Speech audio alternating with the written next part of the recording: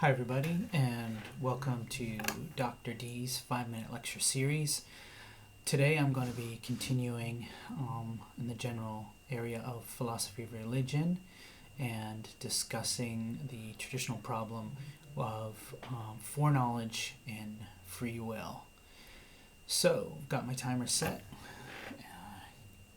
Here we go. Now, in the traditional philosophy of religion, a problem comes up concerning God's foreknowledge and also the nature of our free will. So probably we can put this in its most simplest form in the following way. 1. God knows before we are born everything we do. 2. If God knows before we are born everything we will do, then it is never in our power to do otherwise. 3. If it is never in our power to do otherwise, then there is no human freedom.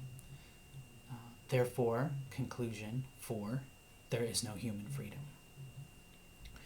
So basically, when we unpack this, it comes down to the notion that if God knows beforehand what we're going to do, then we don't really have a choice in doing it. Now, this hinges on a number of important concepts. So one of them, obviously, is this notion of free will, or what does it mean to have free will? Now, generally in the philosophy of religion, two factors are really crucial in determining whether one has free will. One of them is that the choice comes from internal to the individual or the subject making the choice. And 2, that there is always the option to choose otherwise. So, for example, if you're given a choice between, say, chocolate and vanilla ice cream, but there only is chocolate ice cream, then you didn't really have a choice to pick vanilla. Now, a traditional argument that's given in this case is by John Locke, who gives an imaginary scenario where a man wakes up in a room filled with friendly people having a good conversation. There's a door there, and he believes that he can leave at any time he wants, but he chooses not to because he's having such a good time. However, the door is actually locked, so there really is no free will there because he does not have the option to leave if he wanted to.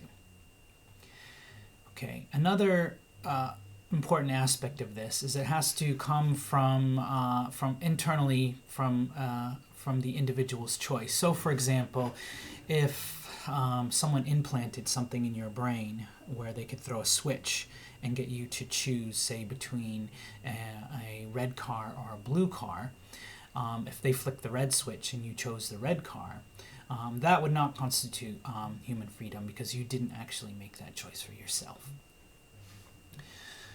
So that's basically the general concept of what free will constitutes. Now, when we look at this idea of foreknowledge, what does that mean? God's foreknowledge. Well, because God is omniscient, which means he knows everything, in theory he would know everything that is going to happen in the past, present, and the future.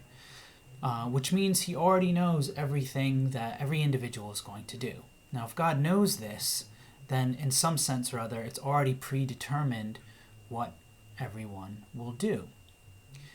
Now, we can make a distinction between this concept of predestination, which means that God has a plan and therefore has kind of causally made everything occur as it does, and foreknowledge, which is just knowing what people are going to choose. However, it has been pointed out that even with foreknowledge, if God knows you're going to choose A, then you don't actually have the choice to choose B. Now, theists have tried to overcome this problem in two main ways. One of them is to maintain what we can call the presentist view, which the future doesn't actually exist in any form until it happens, in which case even God, being omniscient, doesn't know the future. However, traditional theists, such as Boethius, Anselm, and Aquinas, offer a different option, which is what's often called the eternalist option, which means basically because God is outside of time, God sees everything that's happening, past, present, and future, as basically in his present. Therefore, it's not that God has foreknowledge of what someone's going to do, but he actually experiences it as it happens. And this leads to a very interesting idea, which has been put forth by the philosopher Catherine Rogers. Oops, almost out of time.